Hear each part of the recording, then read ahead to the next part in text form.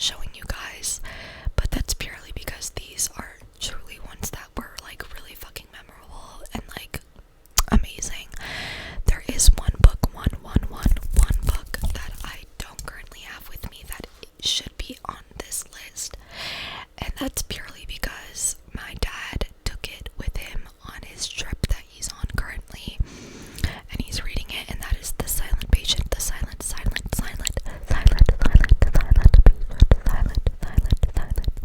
patient.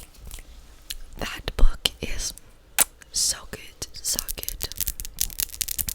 So I currently do not have that one with me at the moment. However, it would be in this. If I could tap on it, I would. I just don't have it with me right now. So, without further ado, let's get into this. It's going to vary from genre to genre. I don't have it by genre. So, the first book I have. Also, it's not in any specific order from like best to least. These are just all in the same tier for me. The Midnight Library.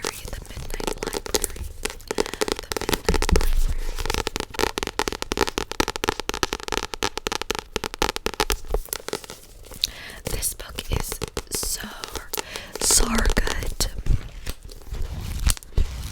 I adore this book so much from every aspect. I think I'm gonna do soft spoken if you don't mind. I adore it from literally every aspect because, first of all, the chapters are so short. The meaning behind the book is amazing. The length of the book is decent. Like, this is a perfect beginner book. It's fiction, however, it does go through very real like thoughts and feelings and stuff. So I'll just read the synopsis for you. Nora's life has been going bad to worse. Then at the stroke of midnight on her last day on Earth, she finds herself transported to a library. There she is given the chance to undo her regrets and try out each of the other lives she might have lived. Which raises the ultimate question. With infinite choices, what is the best way to live? It is so good. Like, I'm not kidding. If you are trying to get into reading a book and you need something quick and something meaningful, this is the book.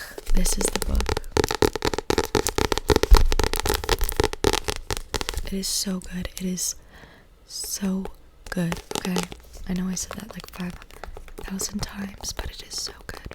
For real. The next book I have is it's written, I don't know how to describe this or what genre this is. I mean, let me see. Technically, I would say it's like a biography, but like not. I don't know. It's called The Phantom Prince. My Life with Ted Bundy. First of all, I think the cover is like amazing and pretty, but this is written by Elizabeth Kendall with a contribution from Molly Kendall, updated and expanded edition. This book is so interesting and fascinating. It is basically a story told by Ted Bundy's girlfriend at the time when he was serial killing. And it basically tells you what she felt, what he was acting like. Molly, who at the time was like just a child, she recounts her life with him and how that affected her and the weird shit he would fucking do. And I want to reread this book because I remember reading it and being literally like, I don't even know, like engulfed in this book. Like I don't even know how to.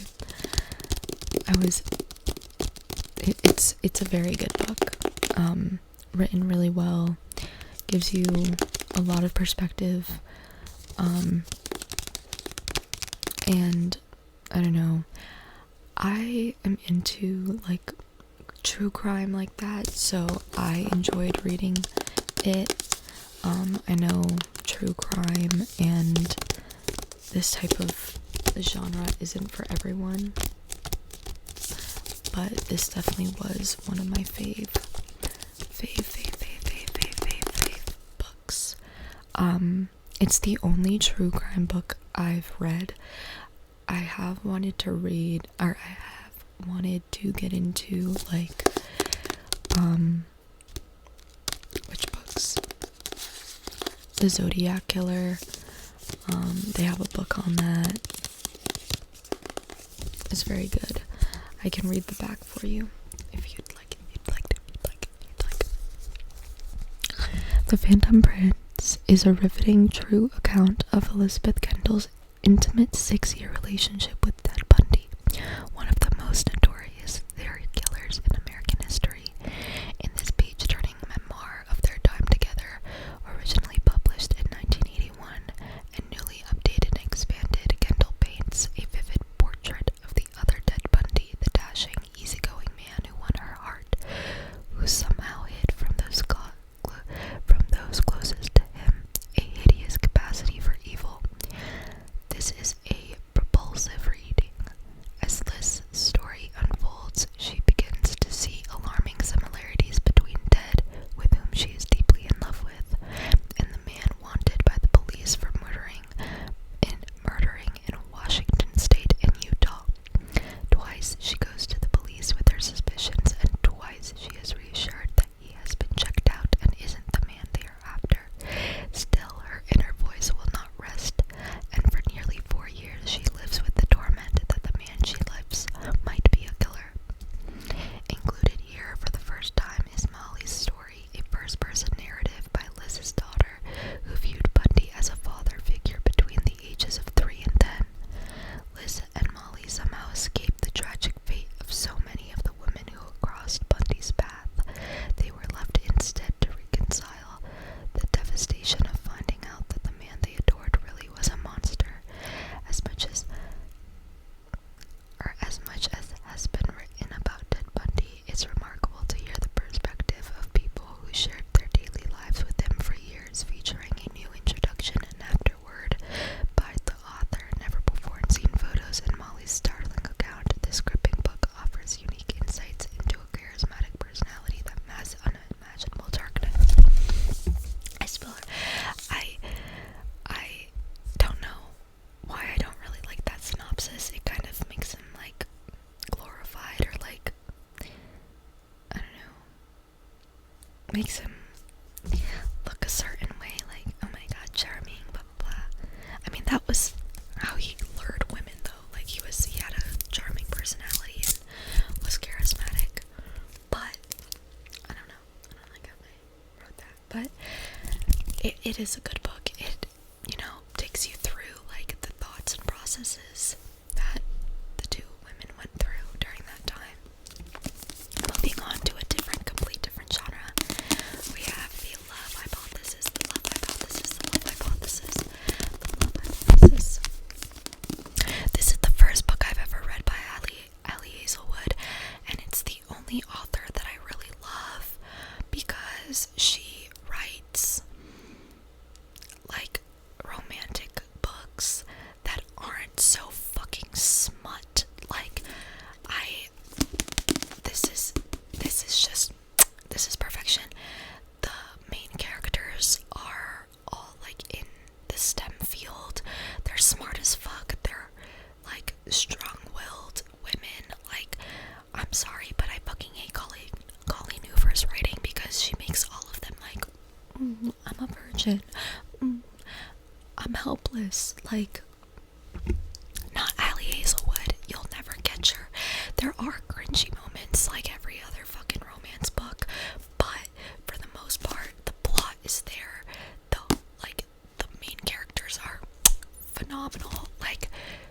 I eat this shit up. This is my favorite romance novel by her. I've read this one. I've read Love on the Brain, Love Theoretically, and then Love to Love You series of novellas. I haven't read Bride or what other new one has she come out with? I don't think it came out yet, but fantastic. This is, as a third-year PhD candidate, Olive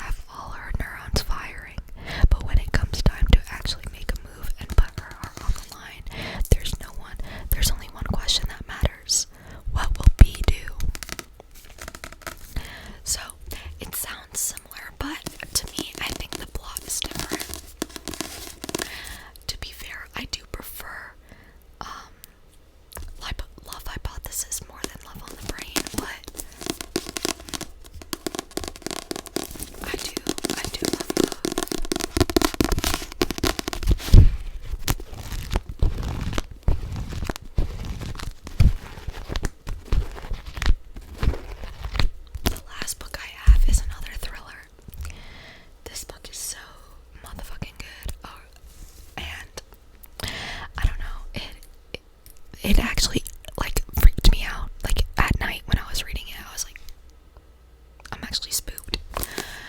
And it is The Housemaid by Frida McFadden.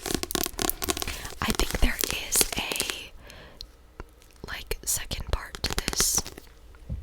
My throat is starting to hurt, so I'm gonna soft speak. But this is I think they have The Housemaid's Secret, which is the second part to this book. Very good. Very good, very good. As you can see, this bitch is ran through. It's been given to, not only have I read it, my mother has read it. My friend has read it. Like, so many people have read it. Because it's so fucking good. But every day I clean the Winchesters' beautiful house top to bottom. I pick their daughter up from school, and I cook a delicious meal for the whole family before heading up to eat alone in my tiny room on the top floor. I try to ignore how Nina makes a mess just to watch me clean it up, how she tells strange lies about her own daughter, and how her husband Andrew seems more broken every day. But as I look into Andrew's handsome brown eyes, so full of pain, it's hard not to imagine what it would be like to live Nina's life. The walk-in closet, the fancy car, the perfect husband. I tried one of Nina's pristine white dresses once just to see what it's like, but she soon finds out, and by the time I realize my attic bedroom only locks from the outside, it's far too late. But I reassure myself, the Winchesters don't know who I really am. They don't know who I'm capable of, or what I'm capable of. It's very good. I sped read through this. It is so good. The last book I have is actually a fan fiction, but it's so good. It was written so well, so like I don't feel any sort of way for not telling you guys, or like to keep it a secret. It's called Manacled. It's a Hermione fan fiction, which means Draco and Hermione romance. There are a lot of triggersome topics in the book, like SA and like other stuff like that, gore. I was scared to read it, and then when I actually read it, it was fine for me. I know some people said that they had to take a break from reading it because it was too much. Personally, I persevered and read through it, and it was the best book I've ever written or read. Beautiful writing. Descriptive writing is one of my favorite writings. That is one thing that I didn't like about this book. I had to get used to her dialogue because it's very straightforward. There's not a lot of like description in what she writes. I love descriptive writing. So Manacled is one of the most beautiful fan fictions, romance books I've ever read. I read it within a week. It has, I think if it were to be book bound, it has 800 pages, so it's a fat fucking book, but it is so fucking good. And I love it so much. And if you guys are into fan fiction or want a romance novel, I recommend reading it. You can read it on AO3 or on Wattpad. Those are really the only fan fictions, or that is the only fan fiction I really read. I don't read anything else because everything else is written by like fucking high schoolers, and half their shit is just smut. So hers is more slow burn. It's about like what would happen if Harry didn't win the war and Voldemort did instead.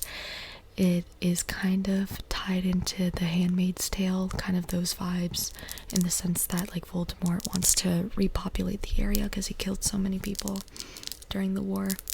And so it can be gruesome, but it depends on like how you view the book. Anyway, I have to fucking go. I said that this video was gonna be short. It did not end up being that short, and I'm so sorry. I mean, that's good for y'all. And I love making these videos, so I don't mind it being long, but I have somewhere to be.